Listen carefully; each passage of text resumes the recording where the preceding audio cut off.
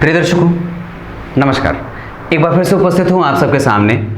आज रविवार है और देश के विभिन्न हिस्सों से आप लोगों ने जो कुंडलियाँ भेजी हैं और अपने जो सवाल भेजे हैं उन सवालों के उत्तर को लेकर के आया हूँ। एक बात कहूँ, आप लोगों को बड़ी अजीब स्थिति लगेगी मेरी। आजकल मैं परेशान हूँ बहुत ज़्यादा, और परेशानी का कारण आपको बताता हूँ। मैं वो दरअसल व्यक्ति नहीं हूँ जो ये सोचता हूँ कि मेरे यहाँ लंबी लाइन लगी रहे, बिल्कुल नहीं। मैं वो हूँ जो पहले एक कुंडली एक दिन में देखता था, उसी दिन अपॉइंटमेंट की फ़ी लेता था, उसी दिन देख करके अगले दिन जब किसी ने फ़ोन किया तो देखा, नहीं तो आराम से बैठा था। और अब मेरे यहाँ जो स्थिति है वो 1.5 से 2 महीने के बाद के लोगों को अपॉइंटमेंट दिए जा रहे हैं। मैं क्या करूँ, मैं थक सा गया हूँ। और एक बात बताऊँ तो मुझे ये चीज़ परेशान कर रही है। मैं खुश नहीं हूँ बिल्कुल भी, क्योंकि मैं एक दिन में 2 से 3 कुंडली खाली देखता हूँ। मैं उससे ज़्यादा देख ही नहीं पाऊंगा, क्योंकि एक कुंडली पे मैं 1.5 से 2 घंटे बात करता हूँ। और ऊपर से ये जो कैमरा नया लिया है इसने तो और मुझे परेशान कर रखा है। ये चीज़ें मुझे समझ में, कंपनी वाले यहाँ किसी को भेजते नहीं हैं, और हूँ मैं इंटायर थोड़ा रिमोट एरिया में, कोई आता नहीं है। और दूसरी बात है कि इस कैमरे का साउंड परेशान करता है। इसके पीछे से आप लोगों ने कभी गौर से सुना होगा तो पीछे से साउंड आती है, एक बम हूम करने की, ऐसे किड़किड़ की आवाज़ आती है। तो ये इसका कभी जाता नहीं है। अब पता नहीं ये मैं क्या करूं, तो आप लोग हैं इस वजह से आपको बता देता हूं। मेरी समस्या दरअसल मैं बहुत बड़ा ज्योतिषी नहीं हूं ना, कि मेरे पास अपना स्टूडियो हो और फिर मैं बहुत बड़ा वो हूं। मैं बहुत सामान्य व्यक्ति हूं, और व्यक्ति सामान्य हूँ, और व्यक्ति सामान्य ही हूँ, और रहना भी सामान्य ही चाहता हूँ। मैं रेगुलर जो बहुत ज़्यादा एम्बिशियस नहीं हूँ मैं, कि मुझे बहुत बड़ा चाहिए और बहुत बड़े वो चीज़ नहीं है मुझे, कि मेरे पास मिलियन सब्सक्राइबर हो, लाखों के दर्शक मुझे उसकी आवश्यकता ही नहीं है। तो दरअसल मैं छोटे में अपना काम चलाना चाहता हूँ। और अब जो ये भीड़ आती है मुझे परेशान कर रही है। कितने लोग इंतज़ार कर रहे हैं, समय है नहीं, वक्त की कमी है, और कुंडलियाँ देखने का दर बढ़ा नहीं सकता, क्योंकि जैसे ही वक्त कम करूँगा तो लोगों को फिर कम देने लगूँगा, तो लोगों को कम मैं देना नहीं चाहता। ये स्थिति है, इसको समझिएगा थोड़ा। और इस वजह से मेरा समय थोड़ा सा नुकसान में जा रहा है, इस कैमरे के चलते तो बहुत ज़्यादा। आइए शुरू करते हैं, फिर भी देखता हूँ कितनी कुंडलियाँ देख पाता हूँ। थक सा गया हूँ। आइए शुरू करते हैं। आज सबसे पहले इनका नाम है बंदिता, इनका नाम है बंदिता सोनोवाल। ये हैं डिब्रूगढ़ आसाम से। आइए देखते हैं झट से इनकी कुंडली।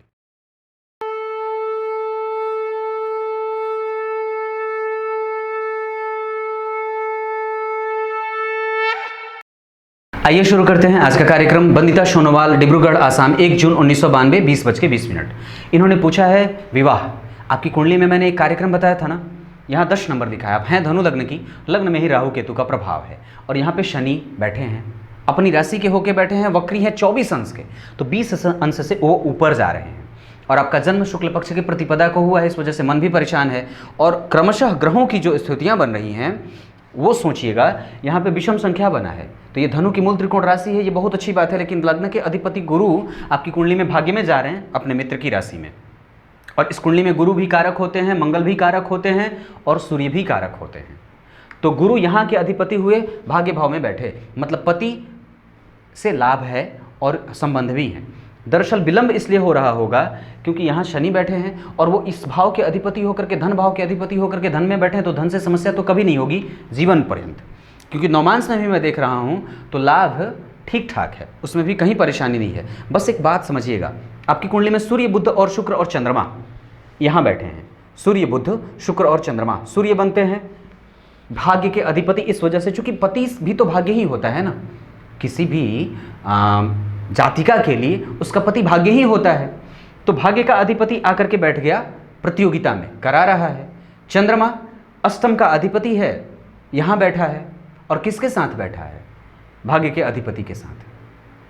तो भाग्य के अधिपति के साथ अगर अष्टमेश बैठेगा तो कहीं ना कहीं परेशान गए। सूर्य और चंद्रमा एक साथ आ गए तो ये अमावस्या दोष लगा। और ऊपर से अगर देखता हूं तो बुध भी वहीं बैठा है, तो बुध आपकी कुंडली का सप्तमेश है, तो सप्तमेश छठे में जाएगा, तो ये विवाह को थोड़ा रुकता है। ये इसकी सामान्य सी बात। देखिए, कोई भी ग्रह खराब नहीं होता है दरअसल। ये सप्तमेश अगर छठे में चले गए तो ये परेशान करते हैं, क्योंकि सप्तम भाव तो पति का है ना, वो उसका तो व्यय कर रहा है, ये बात बनती है। नवमांश में भी अगर देखता हूँ तो गुरु उच्च के हो रहे हैं, ये विवाह के सुखों के प्रदाता बनेंगे। लग्न का अधिपति लग्न कुंडली में त्रिकोण में बैठा और नवमांश में उच्च का हो रहा है, ये बेहतर है, दिक्कत नहीं है। विवाह अगर करना चाहते हैं आप, तो आपकी कुंडली के आधार पर अभी गुरु की दशा ही चल रही है, और गुरु आपकी कुंडली के लिए बनते हैं लग्न के अधिपति, भाग्य में बैठे हैं। और गोचर में अगर देखता हूं तो आपकी राशि बनती है वृषभ की, तो राशि से ये दरअसल पंचमस्थ जा रहे हैं अब नवंबर में। तो 20 नवंबर के बाद की जो स्थितियां बन रही, 23 नवंबर के करीब आप प्रयास कर सकते हैं। अगर विवाह वगैरह के लिए अगर कोई दिक्कत होती हो तो थोड़ा पार्वती जी को मना लिया करिए, माता पार्वती की आराधना किया करिए, और रामायण के या फिर कई सारे ऐसे मंत्र हैं जो पति के लिए, और शुद्धता से तो कात्यायनी मंत्र ही बहुत बेहतर होता है। गुरु का रत्न भी पहन सकते हैं आप, बुद्ध का रत्न भी पहन सकते हैं।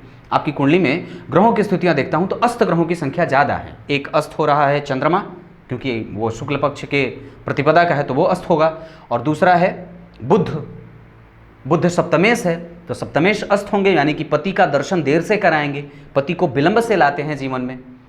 और तीसरा अस्त ग्रह है शुक्र, तो ये जो है जीवन में भौतिकता को, चूंकि अब पति होगा तो भौतिकता तो उसके साथ कनेक्शन में रहेगा ही, उसको वो थोड़ा सा रश कर रहा है।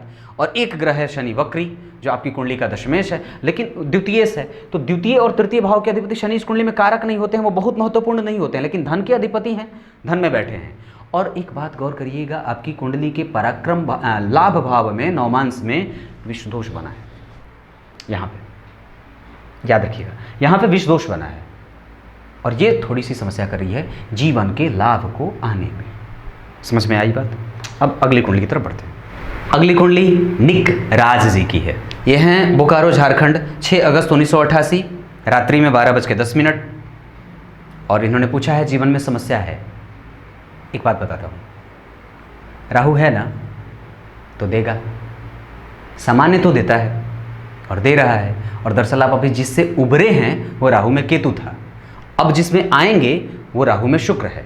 और शुक्र आपकी कुंडली के लिए बनते हैं, वृषभ लग्न की कुंडली है तो लग्नेश बनेंगे, लग्न के अधिपति हुए और धन भाव में बैठे, महाधनी योग लगाए। मृगशिरा नक्षत्र में बैठे हैं, ये मंगल का नक्षत्र होता है जो कि आपकी कुंडली का सप्तमेश बनेगा। और उसकी दूसरी राशि 12 में, तो थोड़ा परेशान तो करेगा ना। दरअसल वो अच्छे नक्षत्र में नहीं बैठे हैं, मंगल और शुक्र का नक्षत्र थोड़ा वो दरअसल उसमें उग्रता दे रहा है, धन के व्ययात्मक स्थितियों में उग्रता दे रहा है, मंगल है। और नवमांश में अगर आकर के देखता हूं तो अब समझिएगा, यहां पे 7 और यहां 8 लिखा है, तो यहां 7 नंबर का अधिपति बना अष्टमेश हुआ, इस भाव का लग्नेश यहां जाकर के अष्टमेश बना, इस कुंडली का लग्नेश नवमांश में अष्टमेश बन गया, दिक्कत हुई। और यहाँ का अधिपति हुआ और वो भाग्य को अनसपोर्ट करेगा, वो डिक्रीज करेगा, उसको कम करेगा, क्योंकि अष्टमेश है वाकई। तो भाव का अधिपति अगर किसी भी भाव में अष्टमेश बैठेगा तो परेशान तो करेगा। और यहाँ का अधिपति हुआ और भाग्य में बैठा, तो आपके भाग्य में जो सहयोग दरअसल मिलना चाहिए था ना, वो कम मिल रहा है। और वो क्यों कम मिल रहा है? क्योंकि मंगल वहीं बैठा है, क्योंकि भाग्य के अधिपति को, भाग्य का अधिपति मंगल यहीं बैठा है और अष्टमेश के साथ बैठा है, तो दिक्कत है। और है राहु,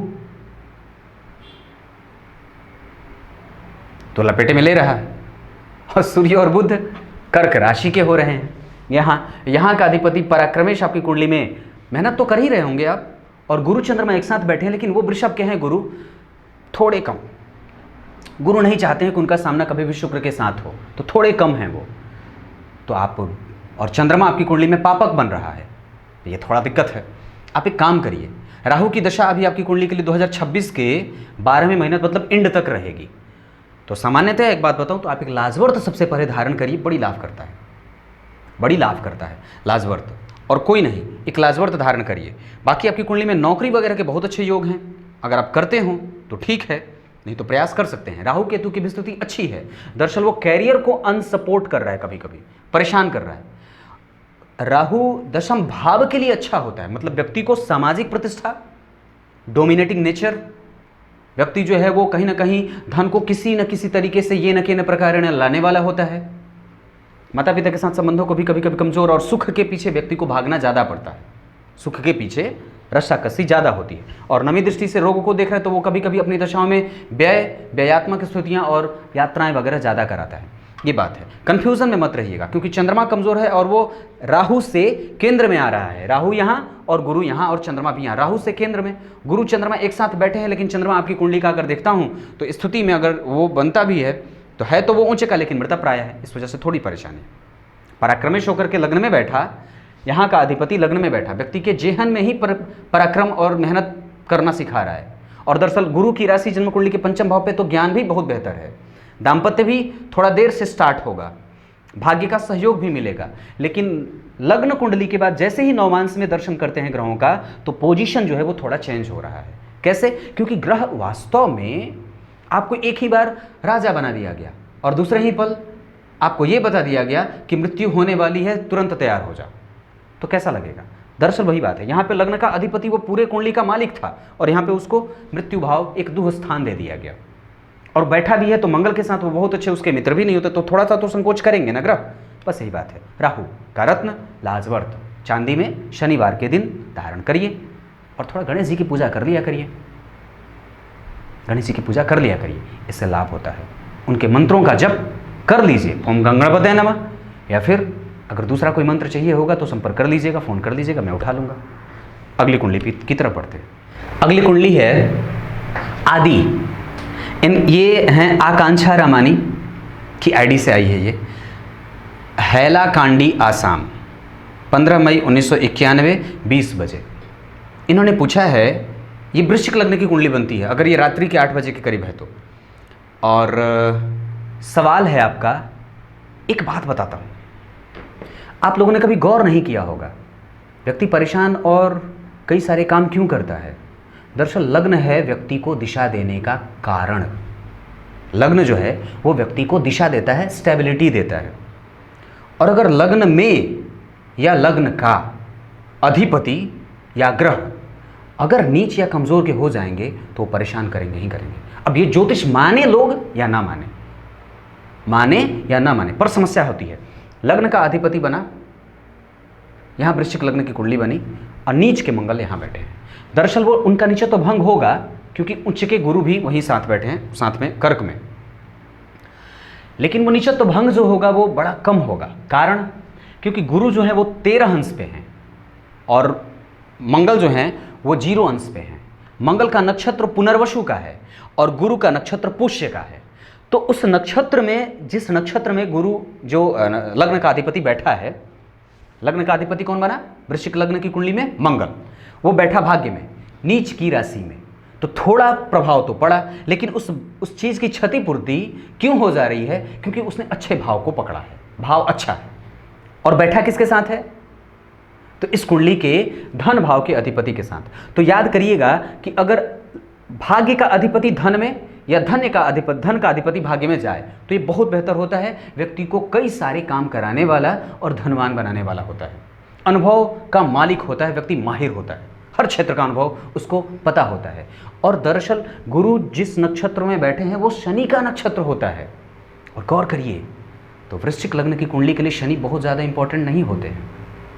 इंपॉर्टेंट होने का मतलब है कि दरअसल 8, 9, 10, 11 यहाँ पे उनकी सुख भाव में मूल त्रिकोण राशि बनने के बाद भी जब वो शनि यात्रा करके निकलते हैं तो यहाँ त्रिक भाव में अधिपति उनको मिल जाता है, त्रिक भाव के अधिपति हो जाते हैं। इस वजह से वो वृश्चिक लग्न की कुंडली के लिए कारक नहीं होते हैं। मतलब वो जिस नक्षत्र में गुरु उसको सपोर्ट करने वाला मंगल को बन रहा है, लग्नेश को, उस गुरु को शनि का सपोर्ट कम मिल रहा है। क्लियर है?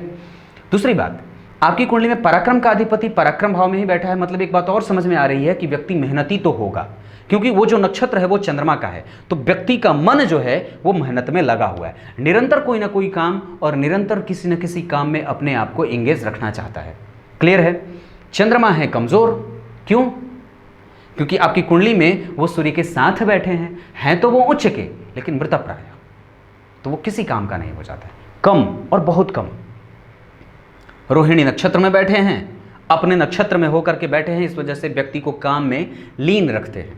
लेकिन एक बात और समझ में आती है, आपकी कुंडली में अभी चल रही है गुरु में गुरु का अंतर चल रहा है और ये ठीक नहीं होगा। हालांकि हैं वो उच्च के, लेकिन किसी भी महादशा में उसी ग्रह की अंतर्दशा थोड़ी मान्य नहीं होती है और वो परेशान करती है। और शनि आएंगे 2020 के 9वें महीने में 23 तारीख से। शनि अपनी राशि के बैठे, मेहनत करना होगा। और आपने पूछा है दरअसल कि किस क्षेत्र में जाएं, आपको लिख देना चाहिए था जब इतनी लंबी बात लिखी थी तो, कि अभी किस क्षेत्र में काम कर रहे हैं, क्योंकि आपकी कुंडली में पंचमेश बनते हैं गुरु और वो उच्च के हैं और मंगल के साथ है, लग्नेश के साथ है। और पंचम से पांचवां जो ग्रह बनता है, भाव बनता है, वो मंगल ही बनते हैं, यानी कि मंगल यानी टेक्निकल क्षेत्रों में। और उसके बाद अगर सूर्य की स्थिति देखता हूं तो आपकी कुंडली में वो सम राशि का है, मृत प्राय 50% का रिजल्ट करेगा। और चंद्रमा अगर देखता हूं तो वो उच्च का है, लेकिन वो कुमार अवस्था के, वो कमजोर है, बहुत ज़्यादा अच्छा वो भी नहीं है, लेकिन दीप्त हैं दोनों ग्रह। और दशमेश ही सूर्य बनते हैं। तो इस आधार पर अगर मैं कहता हूं तो यहां से तो मुझे एक ही बात सामने आती है कि व्यक्ति अगर कोई भी काम जो अपने से बड़े और ऊंचे ओहदे के व्यक्ति के साथ मिल करके अगर करना चाहता है तो कर सकता है। दूसरी स्थिति, टेक्निकल क्षेत्रों में जाकर के कोई भी काम कर सकता है, ये स्थिति भी बनती है, क्योंकि मंगल और गुरु दोनों एक साथ है। और उस पर शनि का प्रभाव जो कि धन भाव, जो कि आपकी कुंडली में पराक्रमेश और सुखेश होता है, उससे स्थितियाँ बनती हैं। मंगल पुनर्वसु का है, व्यक्ति अगर चाहे तो किसी भी टेक्निकल फील्ड में जा सकता है, ऐसी स्थितियाँ बनती हैं। अगर और ज़्यादा सवाल होगा तो ये जो सवाल है आपका, दरअसल वो बहुत आसानी से इतनी जल्दी से बताने वाला नहीं है, उसके लिए अध्ययन की आवश्यकता होती है। और उस पर मैं जब सारी चीज़ों को देखूंगा तो वो तब बता पाऊंगा कि कौन सा क्षेत्र सबसे बेटर होगा। लेकिन अभी की स्थिति के आधार पर व्यक्ति को ज्ञान के क्षेत्र में, टेबल पे बैठ करके काम करने के क्षेत्र में, व्हाइट कॉलर जॉब व्यक्ति कर सकता है, टेक्निकल क्षेत्रों में जा सकता है, टेंडर वगैरह लेने का काम भी कर सकता है, क्योंकि चंद्रमा उच्च का है, कुमार अवस्था का है, तो कर सकता है। अब आपने लिखा होता अगर कि मुझे इस क्षेत्र में रुचि है तो मैं ये पक्का बता देता कि इस क्षेत्र में जाना, लेकिन दरअसल आपने लिखा नहीं है। अब अगली कुंडली की तरफ बढ़ते हैं। अगली कुंडली है कृष्णा जोशी, 18 जून 1996, सुबह 9:35, उदयपुर, राजस्थान। इन्होंने पूछा है नौकरी के योग हैं क्या? हैं, मेहनत करना पड़ेगा, क्योंकि सूर्य थोड़ा बाहर निकल रहा है यहाँ पे और वो चंद्रमा के साथ है। द्वितीय भाव के अधिपति बने, व्यय में जा रहे हैं। ये धन लाने वाला तो बनता है, लेकिन व्यक्ति को दरअसल खर्च भी ज़्यादा कराता है। चंद्रमा है, मन आपका कहाँ है? आप जहाँ हैं क्या आपका मन वहीं है? क्योंकि वो भटक रहा है। यहाँ 4 नंबर की कुंडली और वो व्यय में। सूर्य और चंद्रमा अगर किसी भी व्यक्ति की कुंडली में कमज़ोर पड़े तो समझ लीजिए कि निर्णय कमज़ोर है। और चंद्रमा और बुध अगर किसी की कुंडली में मजबूत हैं तो समझ लीजिए कि वो व्यक्ति मजबूत है। दरअसल उसके निर्णय लेने की क्षमता अपवित्र नहीं होती है और वो शुद्ध निर्णय लेता है। आपकी कुंडली में मंगल, बुध और शुक्र व्यवसाय भाव में कई तरीके से लाभ देने वाले बने। तो अगर व्यवसाय करना चाहते हैं तो बिल्कुल कर सकते हैं, लेकिन पहले पढ़ लीजिए, क्योंकि स्थिति नौकरी की भी अच्छी है। बस सूर्य को मनाना होगा, उनको साध लीजिए। व्यवसाय तो आप कोई भी करेंगे तो लाभ ही होगा। एक बात और बता दूं तो पढ़ने में मन थोड़ा कम लगता होगा, क्योंकि राहु और गुरु का संबंध केंद्र का है और षडबल में गुरु सबसे कमज़ोर दिख रहे हैं। ये ठीक नहीं होता है। और चंद्रमा, मन लगाइए श्रीमान, आप 96 के हैं तो आइए, हिम्मत लगाइए और दम लगाइए, मेहनत करिए, क्योंकि आपकी कुंडली में नौकरी के योग हैं। चंद्रमा है, कर्क लग्न की कुंडली सर्वश्रेष्ठ होती है और वो व्यय में जा रहे हैं सूर्य के साथ। इस वजह से आत्मविश्वास को भी कमज़ोर कर रहे हैं, डिसकंटिन्यूटी भी दे रहे हैं, मन को एक साथ बैठने नहीं दे रहे हैं, व्यक्ति सिर्फ सोच रहा है। कर्क लग्न के लोग वैसे भी ख्याली पुलाव ज़्यादा पकाते हैं, तो पकाइए मत, बनाइए। शुक्र, बुध और मंगल ये यहाँ से आपके जीवन के कई सारे क्षेत्रों में कन्फ्यूज़न पैदा करने वाले बन रहे हैं। दरअसल मानसिक स्थिति जो है वो ये है। और यहाँ की कुंडली जो स्थिति बन रही है, आपकी कुंडली में एक भाव खाली है, ये भाव खाली है। और भाव जब खाली होता है तो वो दरअसल फ्लक्चुएट करता है। वो अब निर्भर ये करता है कि कौन कौन सा ग्रह उसको देख रहा है और कौन सबसे बलवान है। तो मंगल, शुक्र और बुध में अगर देखता हूं तो ऐसी स्थिति में तो मंगल, शुक्र और बुध में तो तीनों की स्थिति बिल्कुल समान है। मंगल और शुक्र बिल्कुल लड़ रहे हैं। अब वहां पे अगर देखता हूं तो शुक्र चूंकि सुखेश बनते हैं और मंगल बनते हैं दशमेश, और कैरियर की जब बात होगी तो आपकी कुंडली के लिए मंगल की भारीपन या मंगल की स्थिति को मजबूती से देखा जा सकता है, क्योंकि वो पंचमेश भी होते हैं और ये भी होते हैं, दशमेश भी होते हैं। तो ये योग कारक ज़्यादा हैं और पापी भाव के अधिपति बन जाते हैं शुक्र। इस वजह से मंगल की स्थिति वहाँ पे ज़्यादा बढ़ेगी, तो आप व्यवसाय भी कर सकते हैं। आगे बढ़ता हूँ, अगली कुंडली पे आता हूँ। अगली कुंडली है आर्ट ऑफ इजी लर्निंग, और इन्होंने अपना नाम लिखा ही नहीं है, कोई बात नहीं। 1 जुलाई 2000 सुबह 6 बजे, जौनपुर उत्तर प्रदेश। सबसे पहले बता दूं, आप जो भी हों, बहुत अच्छी बात है, बहुत अच्छी बात है, और मुझे प्रसन्नता हुई और इसीलिए मैंने आपकी कुंडली ली है। आपकी कुंडली में आईएएस बनने के योग अगर आप पूछ रहे हैं तो ज्ञान के पीछे भागना पड़ेगा, और आपकी कुंडली में स्थिति है, लेकिन दरअसल ग्रह जो बैठे हैं वो सारे के सारे लग्न में ही बैठे हैं, चंद्रमा भी, सूर्य भी, तो ये थोड़ा परेशान करेगा। सूर्य ने राहु का नक्षत्र पकड़ा, मंगल ने राहु का नक्षत्र पकड़ा, शुक्र जो है वो पुनर्वसु का नक्षत्र गुरु का पकड़ा है, जो कि आपकी कुंडली के लिए सप्तमेश होता है, और बुध भी गुरु के नक्षत्र। तो दरअसल अगर आप ध्यान से देखें तो जितने भी ग्रह बन रहे हैं और जिन्होंने भी जिस नक्षत्र को पकड़ा है उनके साथ बहुत अच्छी स्थितियां उनकी नहीं होती हैं। तो दरअसल मन में भाव क्यों आया, मन में भाव आखिर क्यों आया? क्योंकि सूर्य है वो सोचवाता है, बुध है वो निर्णय लिवाता है, और आपकी कुंडली में तो अस्त ग्रहों की संख्या, चंद्रमा भी अस्त है, मंगल भी अस्त है, बुध अवस्थ होकर के वक्री भी हुआ है, और शुक्र भी अस्त है। अस्त ग्रह परेशान करते हैं और दरअसल वो कंफ्यूजन वाले स्टेट में ज़्यादा ले जाकर के खड़ा करते हैं। नौकरी का प्रयास करिए, आपकी कुंडली में नौकरी के योग बहुत अच्छे हैं, सूर्य नौकरी देते हैं, गुरु 12वें हैं, शनि के साथ हैं, और दरअसल आपकी कुंडली के लिए वो अष्टमेश और नवमेश होते हैं। तो ये यहाँ पे थोड़े से कमज़ोर तो होंगे, क्योंकि वो दरअसल गौर करिएगा, यहाँ के अधिपति और यहाँ के अधिपति, इन दोनों भावों के अधिपति बने, लेकिन शनि को दरअसल और ज़्यादा बेहतर तब स्थिति और मिल जाती जब वो यहाँ और यहाँ के अधिपति होते। बात समझ में आ रही है ना? अब वो यहाँ बैठे तो अष्टमेश भी हो जाते हैं, और अष्टम भाव होता है दूषित स्थान, तो वो परेशान कर रहे हैं। तो वो किसके साथ बैठे हैं? वो बैठे हैं तो दरअसल धन भाव के अधिपति के साथ। तो अष्टमेश और धनेश का एक साथ जाना व्यय में परिस्थितियों को प्रतिकूल और परिस्थितियों को मन मुताबिक नहीं होने देते। इसके लिए आपको प्रत्येक दिन शिव जी की पूजा कर लेनी चाहिए, ठाकुर जी की पूजा करिए, वो बड़ी जल्दी सुनते हैं, मेरा भरोसा है। गणेश जी की पूजा करिए, देव मंदिर का दर्शन किया करिए, माता जी के साथ आपके संबंध अच्छे होने चाहिए, क्योंकि वो आपके व्यक्तित्व में हैं। व्यक्ति के ऊपर से अभी गुरु की दशा चल रही है, गुरु में गुरु हैं, अब ये बदलेंगे 2021 के 9वें महीने में। थोड़ी सी स्थिति अनुकूल नहीं है, अभी प्रतिकूलता ज़्यादा है, क्योंकि नवमांश में भी अगर देखता हूं तो गुरु मकर के, कुंभ के हो रहे हैं, और मंगल और सूर्य के साथ बैठे हैं। दरअसल उनकी राशि थोड़ी ठीक नहीं है, क्योंकि वो अष्टमेश बन रहे हैं। नवमांश में ये गुरु यहाँ पे जो सपोर्ट थोड़े कम कर रहे थे, यहाँ पे वो अष्टमेश बन के जाकर के दशम में बैठे हैं। नवमांश में उनकी भाव से स्थितियाँ ठीक बन रही है, लेकिन राशि ठीक नहीं है, और वो भाव जिस भाव के वो अधिपति होते हैं वो भी थोड़ा अच्छा नहीं है, इस वजह से। और बाकी की स्थितियाँ आपकी कुंडली में अगर सूर्य की स्थिति देखता हूँ तो वो शत्रुग्रह ही है, क्योंकि वो बुध की राशि में बैठा है, वो उसको पसंद करता नहीं है। गुरु भी 12वें जा रहे हैं शनि के साथ, जो कि ये थोड़ा कमज़ोर करेगा। हालांकि भाग्येश के साथ भी बैठे हैं, लेकिन फिर भी वो बहुत ज़्यादा सपोर्टिव नहीं होगा। मैं एक ही बात कहता हूँ, आपकी कुंडली में मिथुन राशि है, ढैया के प्रभाव में भी हैं आप, तो हनुमान चालीसा 3 बार पढ़ा करिए।